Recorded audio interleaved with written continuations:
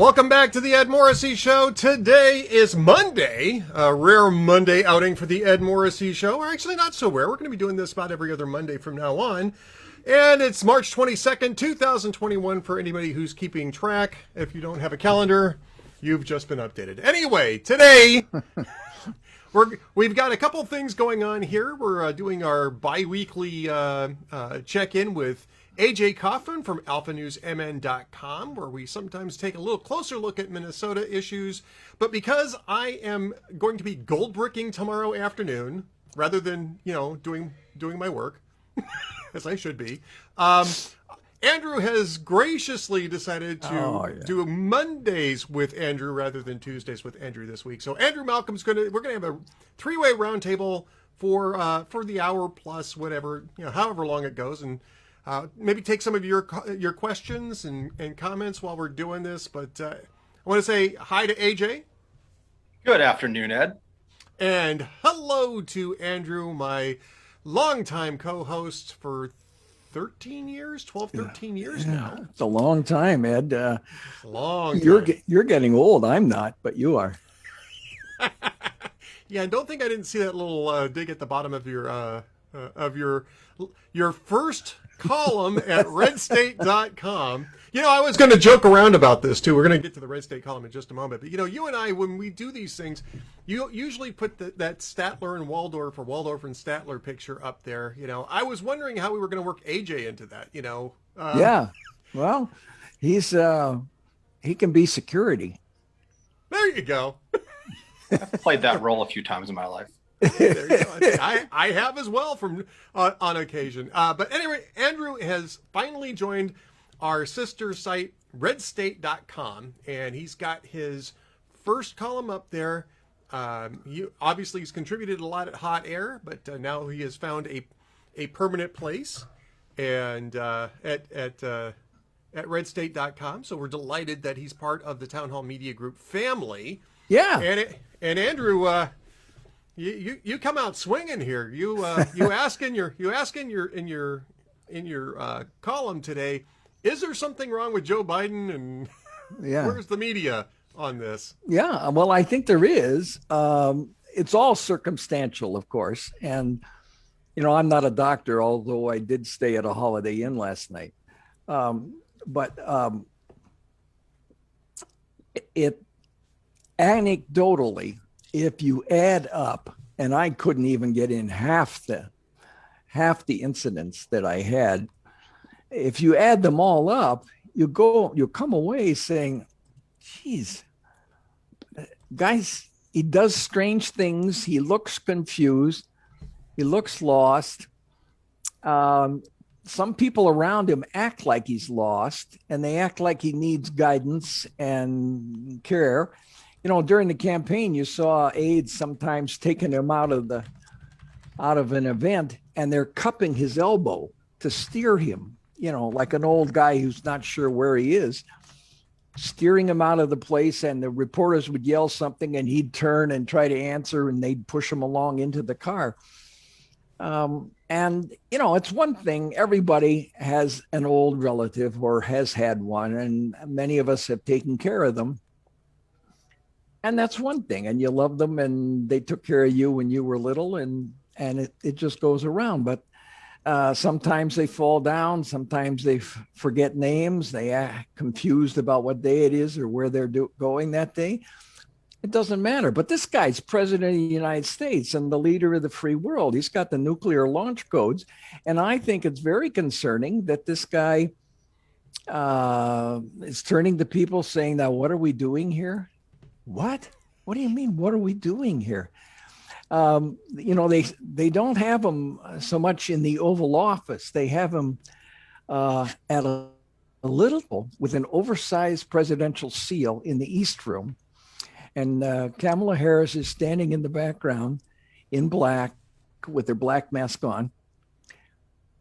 You could say it looks like a caretaker. It's not, obviously, but he's got nothing on the desk but a little piece of paper, obviously with some notes on it, things he's supposed to say or not say. Now, every president has guidance. They have talking points. You remember the time when Donald Trump The cameraman looked over his shoulder and got a picture of a note on his desk that says, don't congratulate Putin. Right. And then he went ahead and congratulated Putin. Helsinki, right? Yeah, that was Helsinki. The Stinky in Helsinki, I think, is what we called it, AJ. Yeah. Yeah.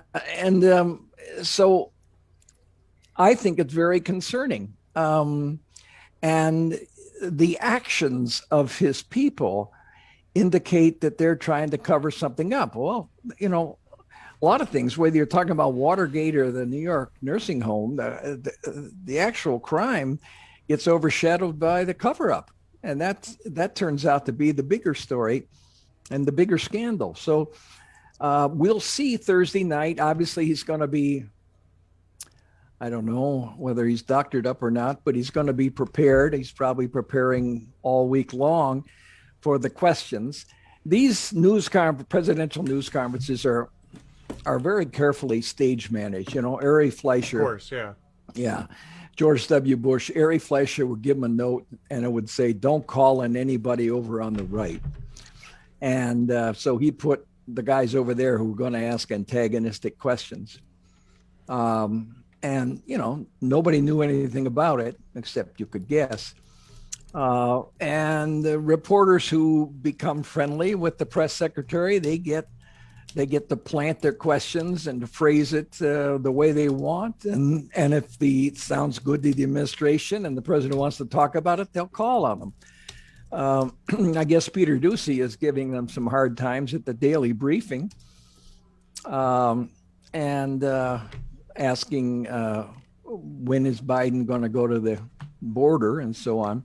Right. Everybody else seems to be going to the border, but so I just think it's very concerning. You hear something today where he gets lost and he starts talking about railroads and stuffed animals and record players that people play, and you go, what? And it seems benign, but when you add them up, they accumulate, and over time you kind of go, geez, there's something wrong here. And as I say, the people around him act defensive about it. I mean, AJ, I want to throw this to you a little bit here, and I'm going to refer specifically to the incident that happened last week where Biden stumbled 3 times going up the ramp. Now, Donald Trump was pictured going down a ramp once and going very slowly, and there was massive amounts of speculation as to whether or not he was incapacitated because he was going slowly down a ramp. My guess on that, by the way, and my guess has always been, is that he might need glasses but doesn't want to wear them because, you know, his vanity is fairly well known. But if you're doing this and you're trying to walk down stairs or a ramp and stuff like that, and it's a little on the blurry side, you're going to go slowly. Now, the media was all over that, and I think, you know, that's fair. I haven't heard a lot of, coverage of this, of the stumble thing. He's fine. I mean, he's okay, and that's great. But I'm just going to throw it back because I'm old enough to remember this when Gerald Ford, who was literally one of our most athletic presidents in history, stumbled on a airplane jetway. He slipped on a wet stairs. Yeah. He slipped on a wet stairs, and it became a running gag on Saturday Night Live for 2.5 years. AJ, are you seeing any coverage of Biden's thing? What's your take on his compos mentis status? I guess I could say. It's covered. It's not going to be covered on NBC Nightly News in the opening story. I don't know if CNN covered it. I mean, social media, both sides will cover it. The conservative media will cover it. They've asked Jen Psaki about it in the press conference. Even today, someone asked, is the president okay? And she said, yeah, he's fine. It's windy up there on those stairs. You know, Trump was 70 when he took office, as I recall. Biden, 78 when he took office. These are not young men. I mean, on the other hand, Donald Trump is probably in the upper 10%, probably aside from his eating habits, perhaps, of energy and physical vigor of people his age. And Joe Biden is probably not in the bottom 25%, but certainly in the bottom half of people his age. And I know this because I have a father and uncles who are right around that age. Yep. So his mental acuity to me is more concerning than his physical acuity. Or I guess there's no such thing as physical acuity, but you know what I mean? Yes. And my biggest concern would also be, I did not vote for Joe Biden. I don't think he's doing a good job, but I'm praying for him every night because the alternatives are infinitely worse in many ways. Well, right. You have, in my opinion, the worst politician, the worst authoritarian in America as his number two. A woman who's so unliked that she could not even get out of the primaries to the first primary, despite having adulation from the entire media and everything going for her, and continue to be just an embarrassment, in my opinion. And beyond that, Ron Klain is the chief of staff and Nancy Pelosi is the Speaker of the House. All these alternatives to me are worse. So I continue to cheer for his health and hope he rectifies some of his policies. And I look forward to Thursday evening. And also don't forget, he has not addressed Congress. Now, they don't call it the State of the Union in your first year. I believe you can't deliver that until you've served a full year in office. That's correct. So it would be next February. But he has not addressed Congress. I don't believe he has any plans to. The last time I heard someone ask that, either Klain or Psaki or someone said, no, we're going to get the rescue plan, quote unquote rescue plan, passed, and we're going to send him out on tour, which was last week, I guess, to promote it, and we'll go from there. And, it'll be April soon, and I don't see that happening. I don't think it's by law that he has to do it, but he probably should. He's more interested in promoting the plan. Yeah, I mean, AJ, here's the thing. It's not required in your first February as president, right, which is generally speaking when these things take place, it's not. It's not required until you've been president for a year. That's the way it's written in the Constitution. I have yet to recall, though, any other president who has passed on that opportunity in the modern age. I mean, I don't even know if you go back as far as who was the last one to write a letter? Was it Wilson? No, Wilson was one who turned it into an event. Andrew, maybe you can help me out on this. I don't remember the last president who didn't take advantage of this really shortly after taking office. I mean, Obama, I think it was right after they passed the stimulus bill. Yep. So like second week of February, maybe, when he did his, which is technically called a speech to the joint session of Congress, not a State of the Union speech, because AJ's correct. It's not a State of the Union speech. But I mean, it's this golden opportunity to go through all the imperial trappings of the office and make yourself look, regal in front of the entire country and world, and to drive your agenda. Right. And that's what puzzled me. Biden says he's going to go out and push it around the country, but they're not voting on his program. He's just, it's a photo op is what he's doing. And we saw what happened at the hardware store when he did a photo op, or when he did his Zoom meeting with the Democrats. He said, I'm happy to answer questions. Boom, the feed went dead. Because they didn't want him taking questions. The State of the Union was not a broadcast speech. It's required by the Constitution that the president report to the Congress on the State of the Union from time to time. There's no date on it. In the past, most of them in the early years just sent a long letter up in a report. Wilson wanted it. And then, of course, once you get into radio and then television, nobody's going to pass on that opportunity to look. Or so you'd think. Yeah, right. Of course, Joe was always there sitting in the background, and I've got pictures of him falling asleep. So, okay, wait a minute.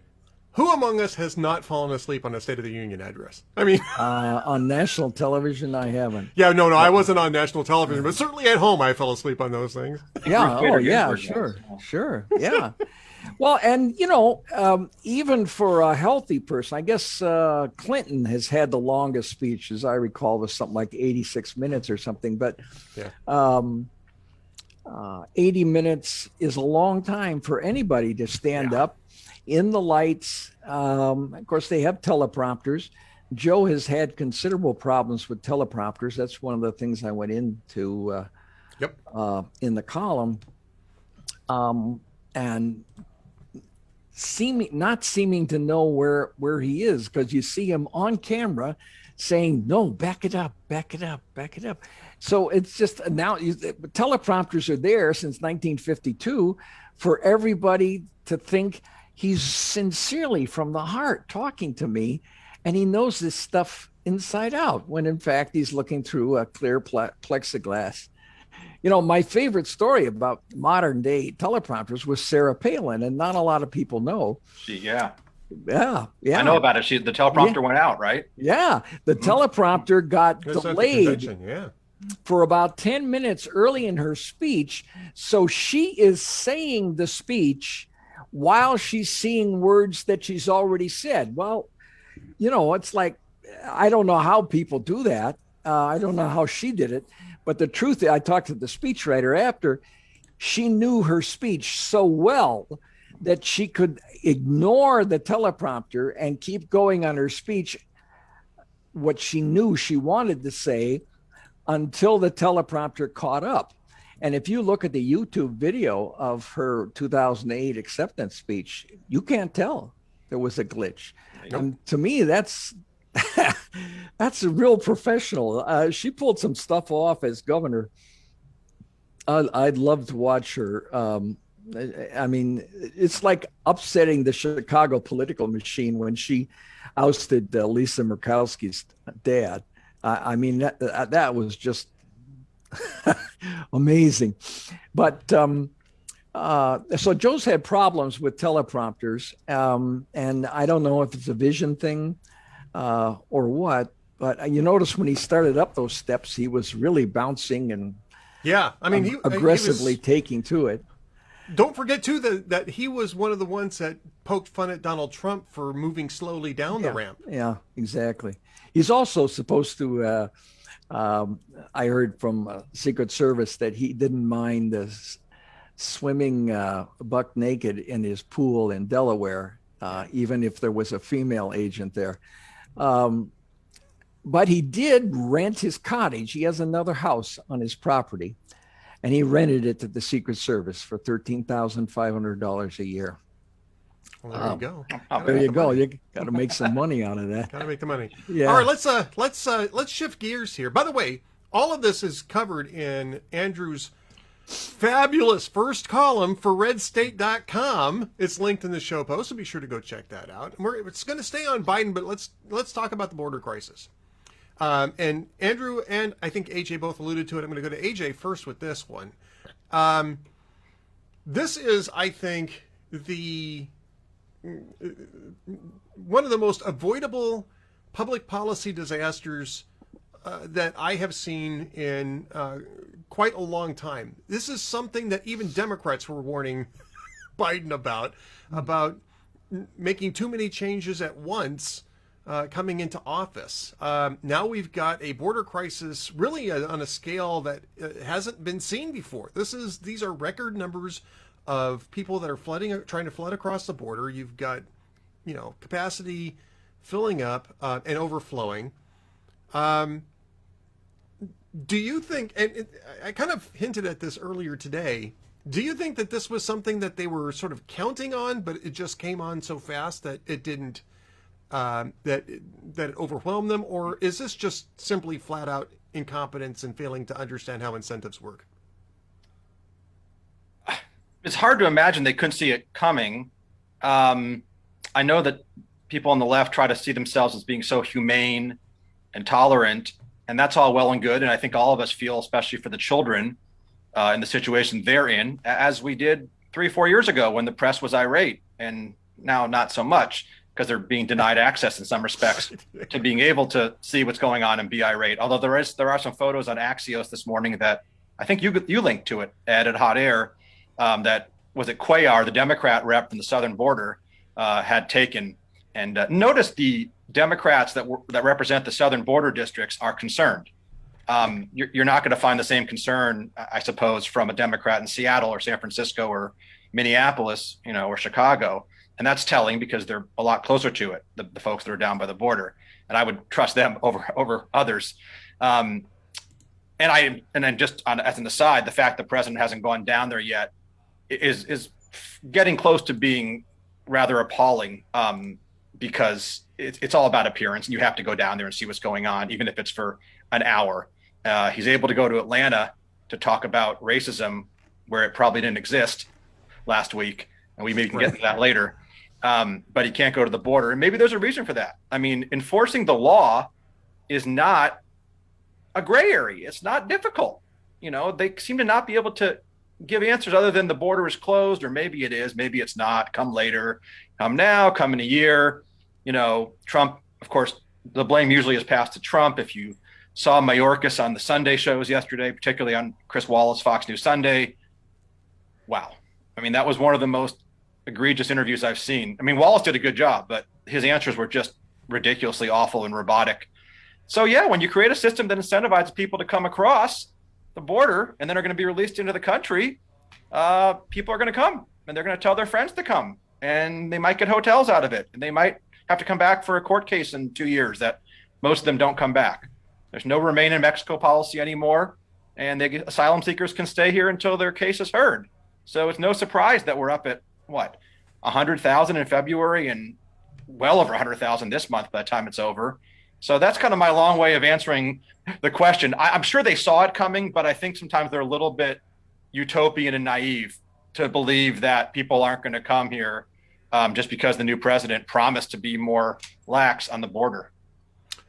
And that's, of course, AJ Kaufman from alphanewsmn.com. We'll just flip the card back over there just to make sure everybody knows where you're from, alphanewsmn.com. We'll talk a little bit more about Alpha News shortly.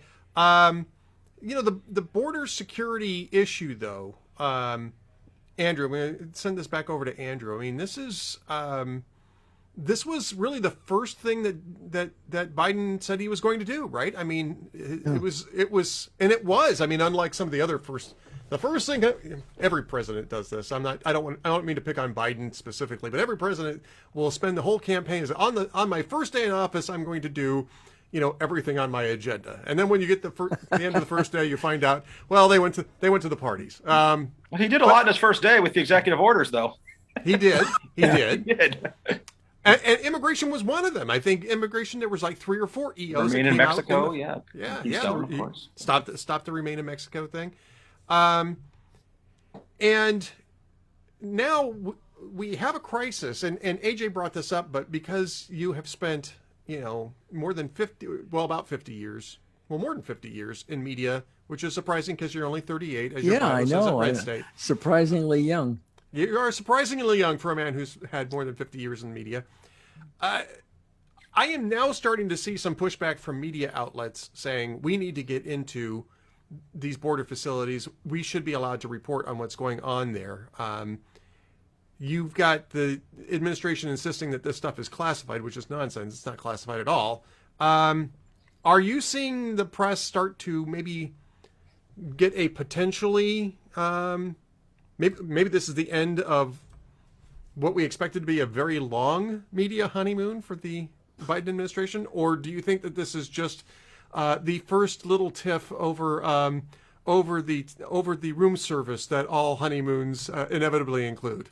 Well, if you want to have a fight with media, you say you can't go there. Now, I mean, every parent knows this. You can't do that. Well, then you're going to have a fight over whether you can do it or not, which is why parents say all the time, we'll see.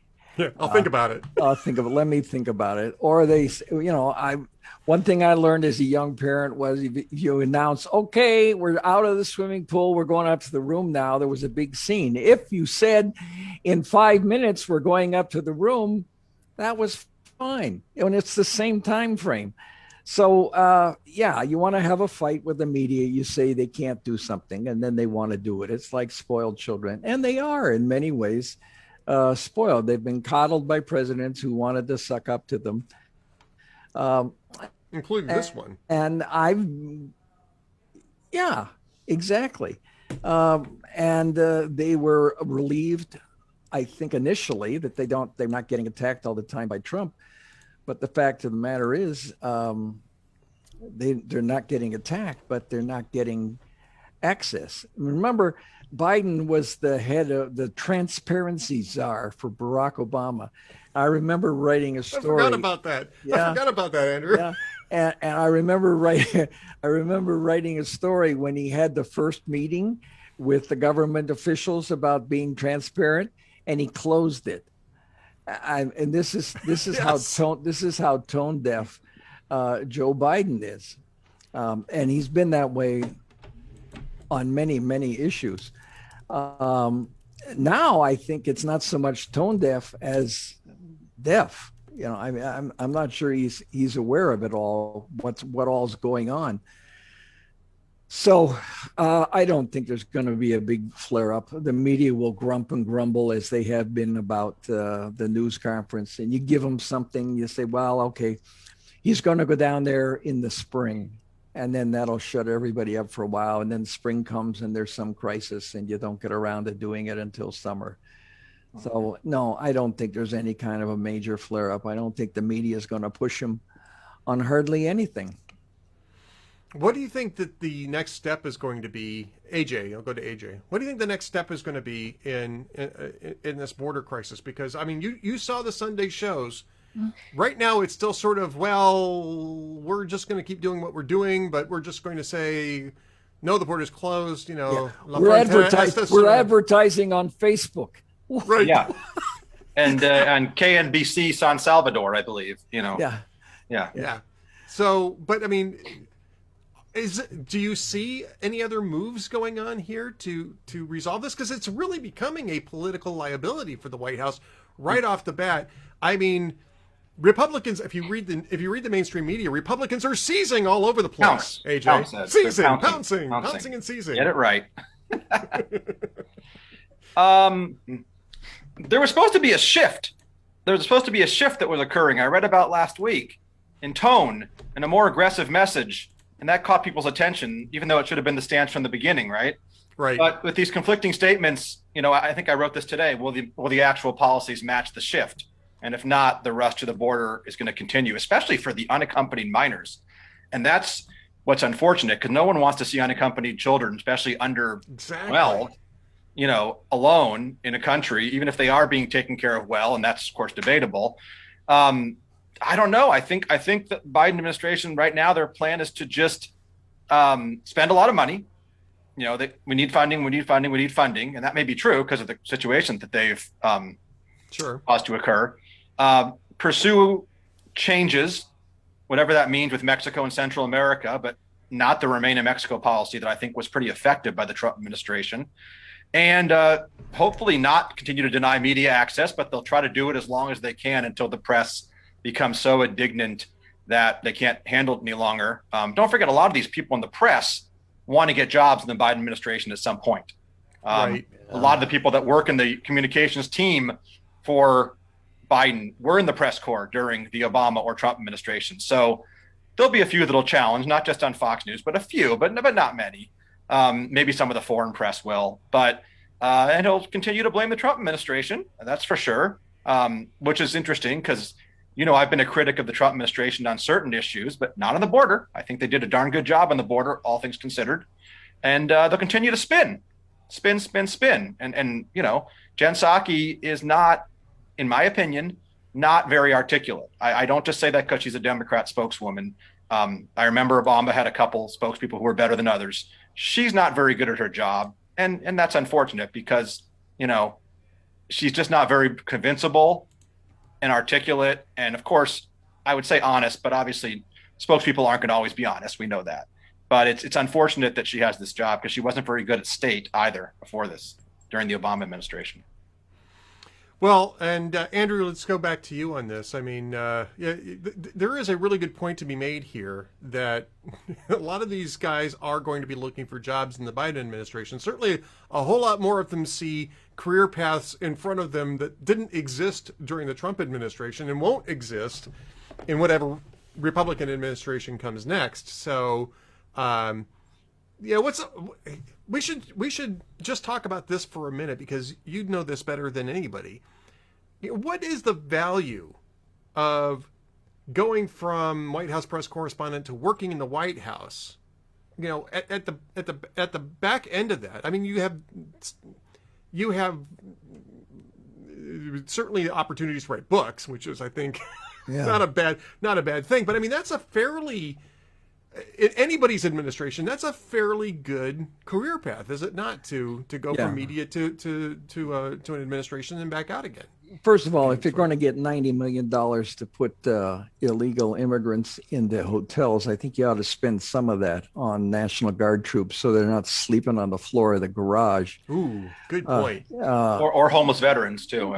Yeah, exactly. I mean, these guys have been there for weeks. They're going to be there for some more time, and they're sleeping on their own backpacks. That's just outrageous. Yeah. But you know, they don't really, I don't think they really care that much about the military. They're henchmen. Remember Obama or Biden was very suspicious of the military. He's had nothing in his life to do with the military except his son in the National Guard. And he would tell Obama, you know, well, don't trust these guys. They're going to want to run the war up. They're going to want to ramp it up. Bill Gates, who was a defense secretary for both Bush and Obama, said that Biden had been wrong on just about every foreign policy issue for the last 40 years. And I think that's right. It's just talking for these guys, you know, and it's talking points. It's to get through this crunch, get through this interview and move on. And it used to be, I believe, I've only been writing about this since the 60s, but it used to be that politicians were judged on what they accomplished. And now they're judged on what it looks like and what all these little games they're doing. And photo ops, which I think are very, very misleading. Remember the story, I think it was Leslie Stahl that did a devastating report on Ronald Reagan's policies on elderly. And she did it on 60 Minutes. And the next day, Michael Deaver came and thanked her for that report. And she was puzzled and asked him why was he thanking her, because it was pretty hard hitting. And he said, all the pictures were great. It was the president talking with senior citizens. It's what it looks like. And there's optics. Optics. Yeah. And there's no consequences. I mean, think about the scandals we've had, you know, Solyndra, Benghazi, Fast and Furious, the IRS scandal, Russiagate. There've been no consequences. 4 people died in Benghazi. Nobody got fired. Nobody got charged. Nothing happened. And so I think that feeds the cynicism. And I think that fed the support that Trump had. You know, I've always thought it was ironic or amazing, maybe both, that a billionaire from New York who lives in a high rise would be the one out of 17 Republican candidates who could plug in to the frustrations and anger of the heartland. Who would have expected that? And I think there's a lot of people that still feel that. And now they aim it at the establishment and Mitch McConnell and the others. But, you know, they're all the same. They all take care of each other. Republicans, they said a lot of stuff about Benghazi. They didn't do anything. Yep. And they didn't do anything on the IRS. They didn't do anything on the rest of it. So there's a lot of cynicism and looking for clicks and looking for viewers on the evening news. And then we move on to the next day. There's nothing really continuing. All right. Before we move off of the media, they got one thing that just went up. Alapundit just wrote about this. And I'm going to get AJ's take on this first. You always throw me the ones they always throw me the tough ones that I've never heard about. Yeah, but you're good. That's the reason why. You're gonna like this one. What did Alapundit write about? Because I probably haven't seen it if it's in the last 2 hours, hour and a half. So CNN has lost 45% of its primetime audience. Now, just as a news consumer, we're just going to spend a minute or two on this. After this, I want to get to the House seat in Iowa too, because I think that's really fascinating. That's AJ's been writing about that. But since we're talking about media, I'm just going to throw this in here at the very last bit here. I mean, that's a big, huge cut of their audience. I know that people lose interest after a presidential election. That's normal. You know, people get tired out and they want to recharge their batteries. But 45% of your primetime audience, I mean, that's not just election fatigue, AJ. What else is in play there, do you think? Well, before Trump, CNN was a distant third in the cables behind Fox and MSNBC, correct? Yep, you're right. Yes. Right. And then the theory, which I disagree with completely, is that Fox is right, MSNBC is left, and CNN is center, which is nonsense. Right. We don't need to get into that. But that was why they were falling behind, because everyone wants partisan cable news. Now, that may be true. I don't deny that. People like their partisan news on cable, especially in prime time. You're talking about CNN losing half their audience in prime time, correct? Yes, that's correct. Prime time. Yeah. I mean, the Cuomo scandal couldn't have helped. Chris Cuomo isn't able to talk about it now, right? And yeah, with Trump being gone, has the New York Times lost subscribers to their online pages and the Washington Post? I mean, I guess so, but I don't think the decline would be 45%. What would someone who went to CNN in the last 4 years, coming there from either nowhere, maybe from MSNBC, maybe from Fox, were they going there for? I'm assuming they were going for anti-Trump balderdash. You've right? got to think that was their main draw, that they built their brand, their primetime brand on counter-Trump programming. But they got that on MSNBC. So I guess I'm looking at the genesis of this. Where did CNN get? Let's say, is CNN back now in 2021 to where they were in March of 2015? So let's say they are. Maybe they are. Are they lower or higher than they were 6 years ago? Oh, I'm sorry. You're talking about their viewership. I'm not exactly sure. I'd have to go really do a deep dive on that. Well, if they are at the same place they were 6 years ago, then before Trump, because Trump came around in June of 2015, then I would wonder who were the viewers that came to CNN the 5 years in between, 5.5 years, for their anti-Trump rhetoric. And did they come from MSNBC?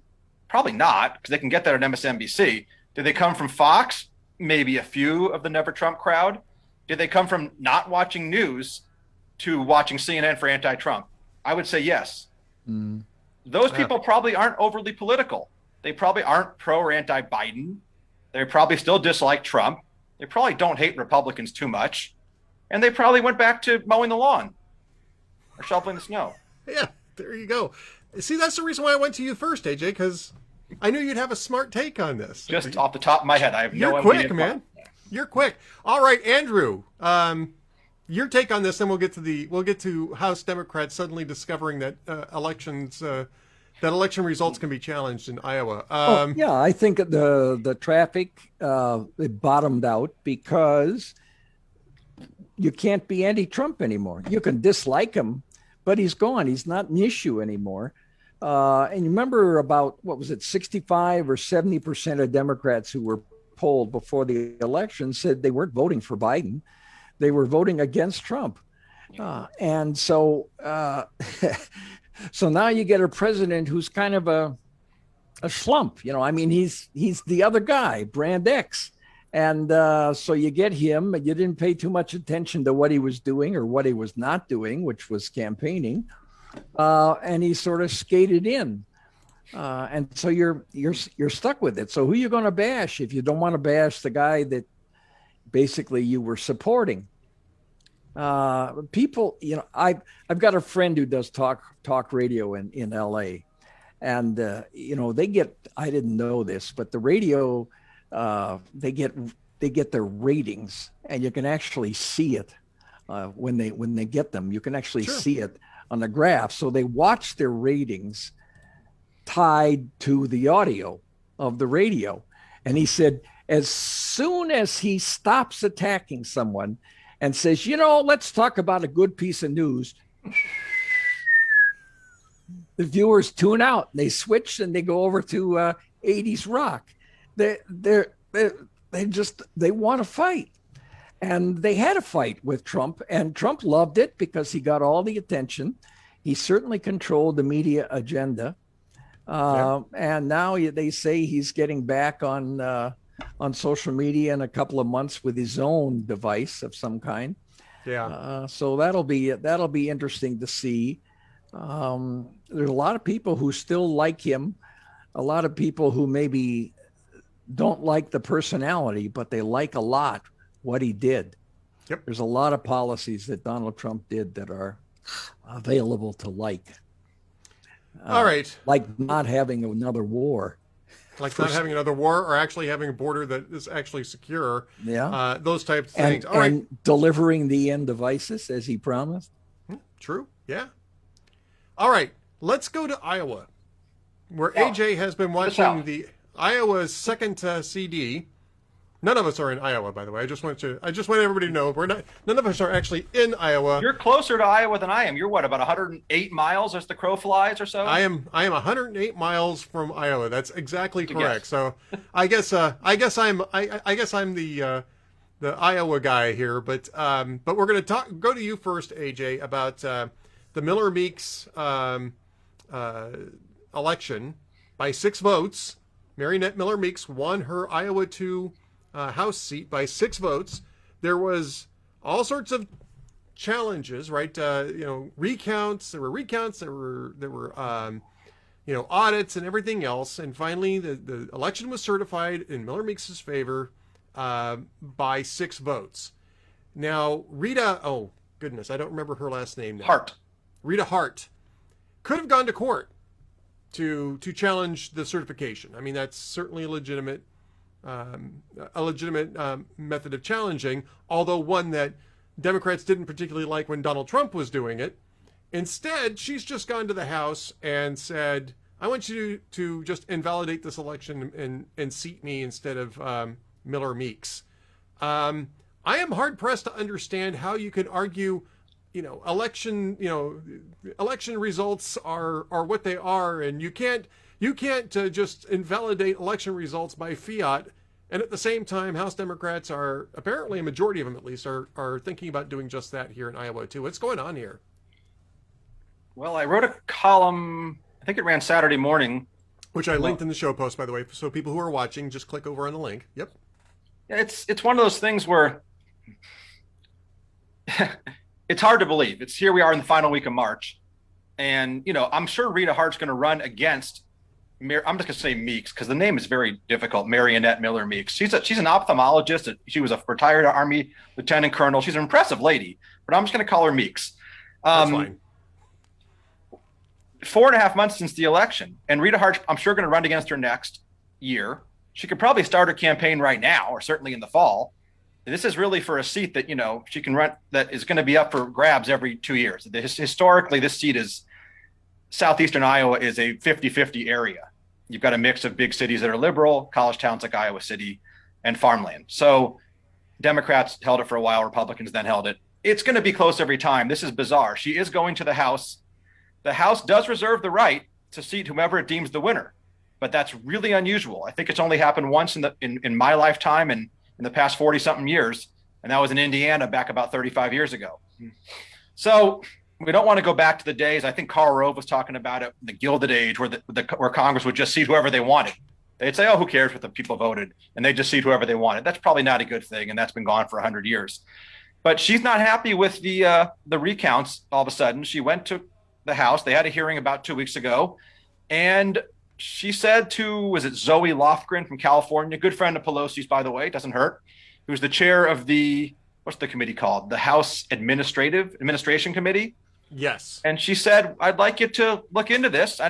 Maybe find me some votes. Look into some of the mail-in ballots and oust Meeks and put me in there. And House leadership, Pelosi's like, well, we're going to go for it. And they've got Mark Elias, who you all remember from past election campaign controversies on the Democrat side, and the people on the left who were all upset about Donald Trump doing this 2-3 months ago. And I count me, by the way, Ed, I'm consistent on this. I was not pleased with Donald Trump's protests for those 8 weeks. Right. So I'm not pleased now. Now, people on the left will say, well, you guys were silent when Trump was protesting.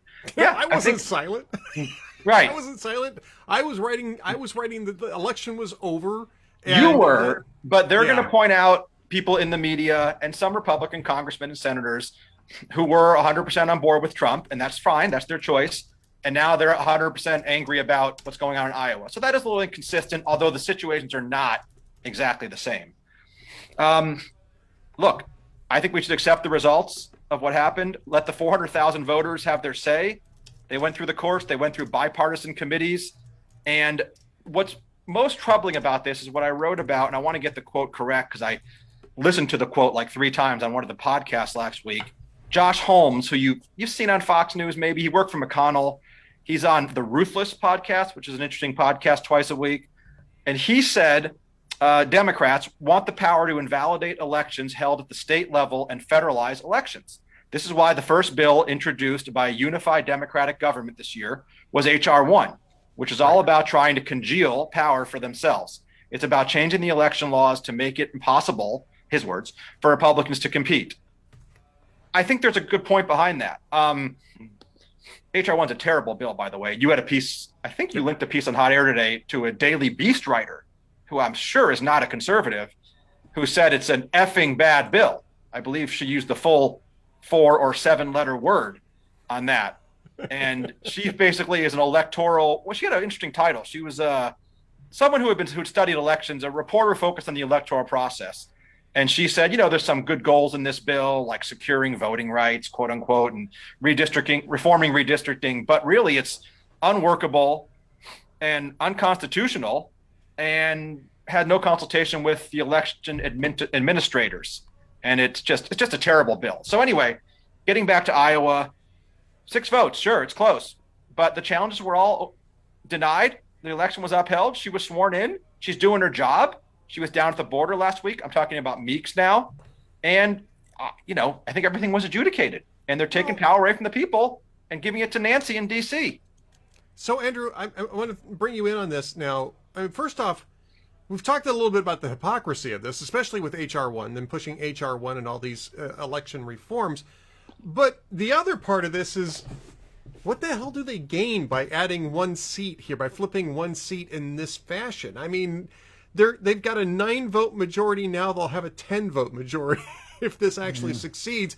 And they'll just end up, excuse the language, they'll just end up pissing off people in Iowa over this power play. I mean, do you see a rational strategy behind this? No, not rational. Political, but not rational. Political, yeah.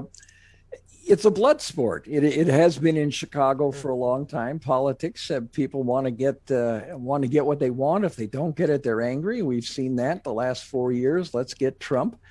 They were going after Trump before he was actually elected. It was so much of a shock for them, and that embitters the other side. So yeah, to me, it's not surprising. You let it play out. Played out the way it did. Remember, until I think it was 1913, it was actually state legislatures that picked the senators, so it's not unprecedented that legislatures pick people who represent the states in Congress. And you can make an argument today that senators are out of touch. It's funny. I did a piece for the New York Times back in the 70s on Representative Paul Findley, who had Abe Lincoln's old congressional district in central Illinois. And Paul Findley was, he's just a regular guy. He got elected to Congress, a Republican. And he could not afford to have a house in Springfield and a house in Washington or Maryland or Virginia or wherever those people want to live. So he moved his family. He didn't want to be away from them so much. So he moved his family to the capital area. And he's got 1 mortgage there. He had 1 mortgage there. And his official residence in Illinois was a permanently rented suite at the Holiday Inn at the Springfield airport. Well, what that does is the economics of the situation, and this happens all over the place, as far as Congress is concerned, is that those people become not representatives of their home district to Washington, but they become representatives of Washington back to their home district. And we're holding them accountable for what happens in Washington. And they're not really Illinois people. And remember Richard Lugar? He didn't even Yeah. have an address in a legal address in Illinois. So it gets to be ridiculous. So anything that they can fight about, and they say they want to fix it, but they don't really, because it's a fundraising thing. It's like Republicans used the death tax back in the 90s. I remember talking to somebody in the Senate, and he said, "Well, no, we don't really want to end the death tax because that's a great moneymaker every election cycle." Well, there you go. Yeah, it's performance art. Cynical. It's performance art, is what it is. And That's so, right. I mean, they're not actually governing, AJ, and I think this is part of your point too. They're not actually governing. They're just finding ways to own the cons, and the cons are finding ways to own the libs, right? I mean, that's sort There's of a lot what of it comes that. down to. There's a lot of that. It's not about. There's no rational reason. It's political. Andrew's right. But what the Democrats are doing in this case, though, is I think they're trying to, again, HR 1, if you read through it, and I haven't read the entire bill, but I've read a lot more about it, I think, than most Americans. They are on the precipice of creating a precedent that a partisan majority in the House, or on a committee in this case, I guess, can disregard not only the voters of the state of Iowa, or the second district in Iowa, but the state officials in Iowa, bipartisan group of state officials and judges, and redo or reclaim or revamp or take away or change a close election according to their preferences. So it is interesting to look back at what they were saying about Trump in December and January and compare it. Again, I think it's important to be consistent on this. Either you think Trump and Rita Hart were correct, or you think they're both wrong, but it's a power play. It's a partisan power play. And boy, like Andrew was saying, it's going to really erode voters' faith in elections at the state level. Can you imagine, by the way, if we didn't have the Electoral College? Right. Which I love, and any sane person does, but you would have these national elections for president, it'd be even more complicated. You'd be protesting in all 50 states. Yep. In some ways. And I'll say this. I mean, I think that going through election challenges is fine as long as there are legal ways to challenge election results, and that's fine. My issue is that Donald Trump took extra legal steps to try to change results in at least a couple of instances, and he fueled a nationwide rage with a bunch of really bad information, and it's simply Looney Tunes theories about what happened in the election, simply because he lost and he didn't want to deal with the fact that he lost. Rita Hart challenging the election results in Iowa and asking for the recounts, Donald Trump doing the same thing in those elections, I have no problem with. That's part of the process. It's just, a little tedious in almost all cases, because usually you're dealing with margins that go well beyond recounts. In the case of Hart and Meeks, that's not the case. It was very, very narrow, so recounts actually do matter in those cases, as it did in New York 22 as well. But those are fine. Those are part of the process. But then at the end of that, if you're not going to avail yourself of the actual legal process, and instead just try to get your allies to throw out somebody who's been duly elected just because you want the seat, then don't sit around and lecture us about election integrity for the next 2 years. Thank you very much. She did this for 2 months, and then she stopped. There was like a 2-month break, and Meeks did her job, and now they're at it again. But Meeks mentioned on an interview that they had in the House, I don't know what it's called, but they have a chance to contest electoral regularities right before everyone's seated.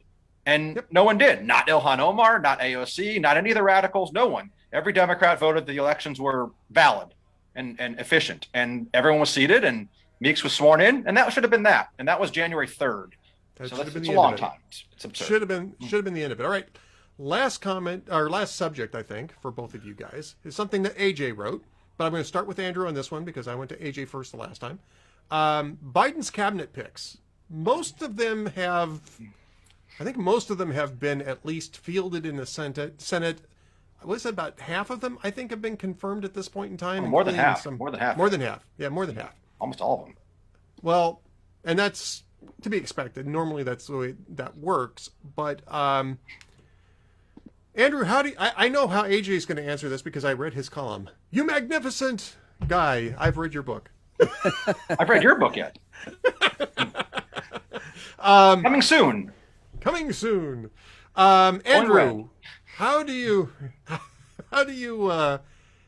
rate Biden's cabinet so far? I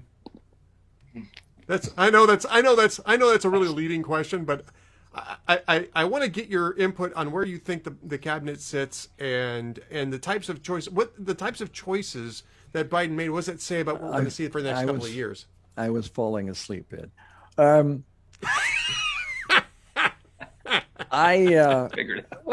it's Wait a minute, is there a State of the Union address going on someplace? Yeah, it's fairly predictable. The people he picked, he wants to satisfy the left. He wants to look progressive. It's not very assertive or strong, and I don't know that there's anything to really cheer for or pay attention to. Seriously, ask somebody to name some of the cabinet. It'd be hard pressed once you get past Mayor Pete. Mayor Pete, that's right. Even the president of the United States couldn't remember the name of his defense secretary. So Leon Wood, the guy who runs the building over there. Yeah, the guy who runs the building over there. I love him. He's a great man. He's right here. You could turn and look at his name tag. So yeah, it's a bunch of slumps, and it'll be interesting to cover. They'll be driving their agenda. I see Biden, there was a story today alleging that Biden has planning another $3 trillion package of infrastructure. And, yes. he considers universal pre-K and free college to be infrastructure. So we can, have a fight about that. On those close elections, they're back up. Remember 2000 and when the election, what was that? Settled by something like 500 votes, right?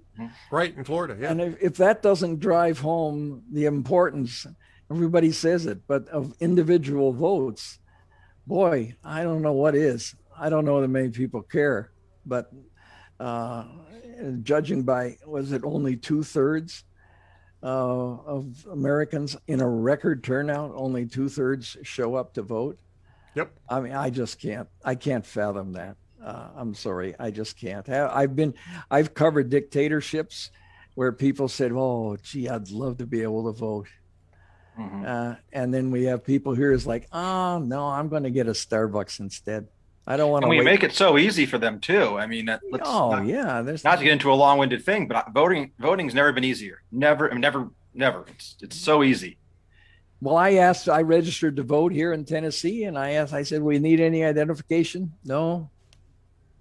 Lucky. I mean, I think I could be registered in several places. I am still registered in California and Maryland. Yeah. Well, you look shady. Yeah. I may still be registered in California. Oh, you are. You are. It's at least a generation. When did you leave? 97. Pretty close. I left in 04, 05, wasn't it? Yeah. So I may still be registered there because there's really no way to unregister in California. Not that I've ever been made aware of. I know I'm there because my dad still sees my name right next to his every time he goes to vote. That's a true story. Sweet. That's kind of sweet. 16. Yeah, he could come back at 5 p.m. after voting at 10 and just, there's no ID. You remember the Monty Python movie Life of Brian, where they come with a pardon? They come with a pardon for Jesus Christ on the cross, and he says, "I'm Jesus Christ, and so's my wife." Yeah. No ID. All right, so AJ. Yes.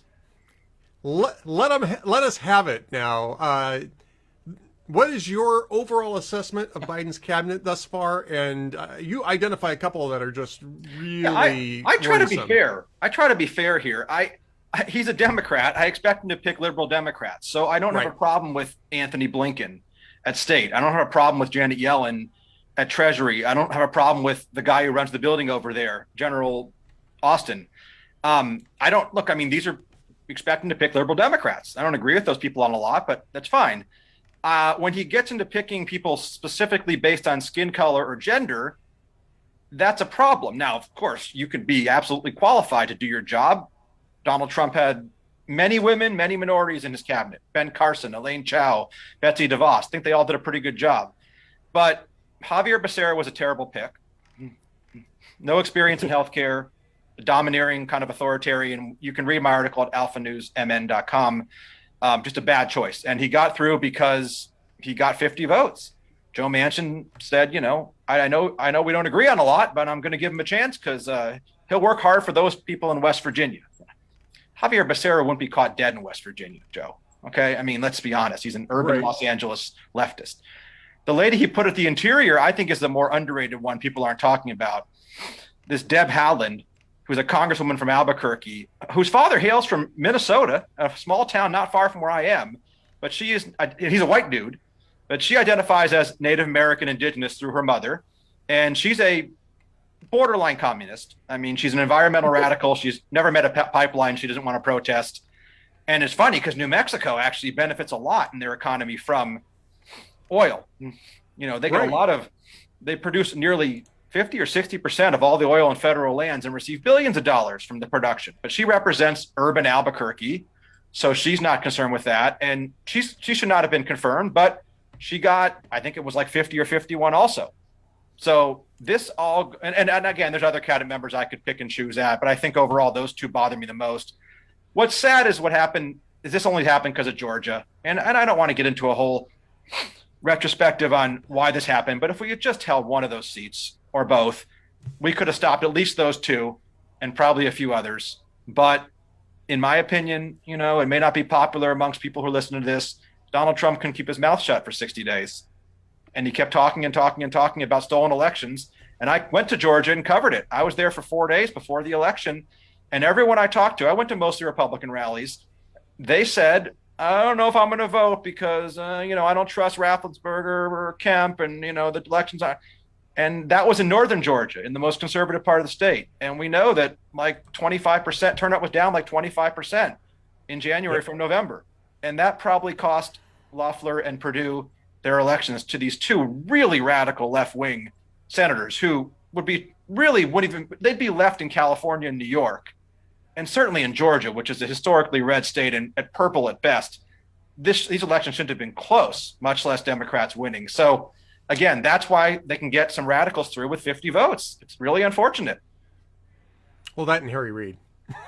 Yeah, well, right. And Harry Reid.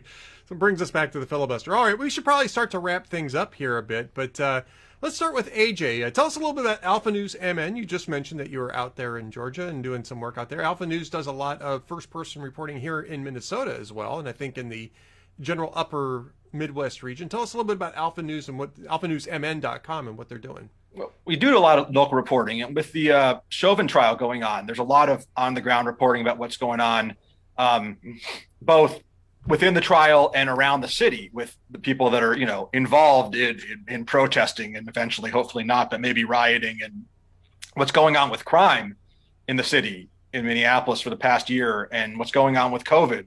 And, you know, we had no deaths in Minnesota yesterday, Ed, for the first time in about a year, and that's great. And they're opening up stadiums and venues, and that's good, starting in April when the weather starts to warm a bit. But there's a lot of issues going on in the cities, and that's what they cover. I live a little bit outside of the Twin Cities, and I tend to cover not just the greater Minnesota area, but a lot of national issues. So we write on a bunch of different topics, and I write a lot of columns on everything, and we discussed a few of them today. And I think later this week I'll have something coming out on the schools, which are slowly, even in California, reopening after spring break, of course, after Cesar Chavez Day, you know, after Easter, after Passover. We got, you know, they'll reopen sometime in mid to late April, and then they'll be closed by May 15th for the summer. But, you know, get a month of schooling in for the year and then have 3 months off. I'm a former teacher, by the way, so I know how it goes. But that'll be interesting. And I think I'll probably write something on Biden's press conference afterwards. Now that you mentioned it, maybe 5 takeaways from it, the press conference. That's always a great column skeleton. 5 takeaways from X. We call that clickbait, Ed. Yes, we do. I wasn't going to call it that. We call that intelligent probing material, though, when it comes from AJ Kaufman and alphanewsmn.com. So it won't just be clickbait. It will actually be some good. No, clickbait is like, the 10 best foods in central Minnesota or something. That's kind of clickbait, Yeah, the 10 best Mexican restaurants in Minnesota. That's really clickbait. Which I'd like to know about, frankly, but it's still clickbait. So I'm hard pressed to name, 2. There's one in Savage, not far from you, that's pretty good. Maybe it's Burnsville. Really? I'll tell you about it. I'll tell you about it offline. All right. I forgot the name. Of course. I'm thinking. There's Tex-Mex and then there's Minnesota. Tex-Mex. Minnesota Mex is, Minnesota level spice. Not there. I'll tell you, it's not there. All right. And of course, Andrew Malcolm, who is now at redstate.com, launched his redstate.com Princeton, I guess, Andrew. How do we say that? Yeah, it's I'm just a member of the team. It's quite a good crowd over there, and I've got a lot to learn. It's more complex than I'm accustomed to, so I've just put my nose to the grindstone. But I'm glad to get one post up, and I heard it was doing pretty well traffic wise. So, and I would imagine. And I did not have the word boobs in the headline. No. Wait, what? Talk about clickbait, right? Right. And you're at Red State? What? I'm kidding. I'm kidding. My Red State brethren, I am just joking around. But the other thing that we always get from Andrew, and we usually get him on Tuesdays, but because I'm gold bricking tomorrow, he has graciously agreed to appear today here with AJ. Yeah, that's right. The jokes of the week, the late night jokes of the week. Well, let's see. We've got we got some old ones because they're not really all back doing fresh stuff. But Jimmy Fallon Replay, it said researchers have developed a new technique for doctors to do kidney transplants in 45 minutes. Because if you're getting a transplant, your big concern is how long is this going to take? Yeah. Yeah, I know that's my big concern. And I mean, my wife has had kidney transplants. That really wasn't our big concern, but okay, I'm all right with that. Okay, all right. And then Jay Leno Replay from way back, he says, now there's a new Toyota problem. Some Corollas stall without warning. And the biggest danger, it turns out, is what if your Corolla stalls in front of an out-of-control Prius? And finally, Seth Meyers, a newer one, he says, according to new CDC data, women are expected to outlive men by 5 years nationwide. Said men, that's weird. Who bets I can't lick this ceiling fan? That's how they... That's why. Yeah, there you go. Yeah, sort of self-explanatory there. The male lifespan. The male mentality. Well, I want to thank both of my guests, AJ Kaufman from alphanewsmn.com, as well as Andrew Malcolm, the Prince of Twitter at AH Malcolm. We haven't got AJ smart enough to stay off of Twitter, but Andrew is the Prince of Twitter. At AH Malcolm. And his links are updated now, and the links for the show posts are updated. He's all Red State, man. Yeah, don't you forget it. Yeah. He's all Red State. All right. Well, we're going to go ahead and wrap things up here, and I'll play a little walking music, and my guests here, my co-hosts here, can certainly stick around to listen to all of my fabulous theme music. It's a highlight of the show, guys, but just going over what's going to be going on for the rest of the week. We've got nothing tomorrow because that was today, as it turned out this week. Wednesday night, I'm with Dwayne Patterson in the Universe, HUGHNIVERSE.com, the thrill-free web surfing experience for Hugh Hewitt fans and listeners. Be a member, be there, 8 p.m. Eastern Time. On Thursday, we're back with Dwayne here on the Ed Morrissey Show at 4 p.m. Eastern Time, 3 p.m. Central, noon on the left coast, and I might have another guest, but I haven't scheduled it, and it just depends on how lazy I am between now and then. But until then, 4 p.m. Eastern Time, 3 p.m. Central, 1 on the left coast. Andrew's gone. AJ's going to write it out with me here.